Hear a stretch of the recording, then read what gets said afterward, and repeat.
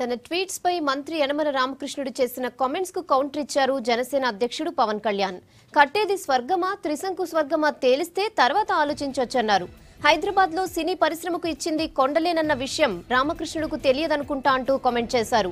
అలాగే తనకు హైదరాబాద్ లో కానీ విశాఖలో కానీ స్టూడియోలు లేవన్నారు. రైతు సమస్యలను ప్రభుత్వం దృష్టికి తీసుకొస్తే వెటకారం చేస్తున్నారని మండిపడ్డారు. తొందరలోనే ఉండవల్లి పెనమాక రైతులను కలుస్తానని ట్వీట్ చేశారు పవన్.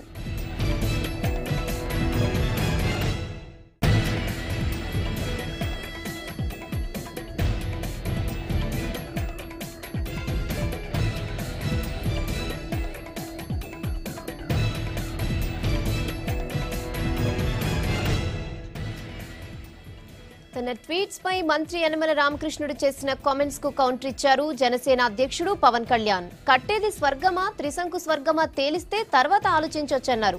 హైదరాబాద్ లో సినీ పరిశ్రమకు ఇచ్చింది కొండలేనన్న విషయం రామకృష్ణుడుకు తెలియదనుకుంటా అంటూ కామెంట్ చేశారు.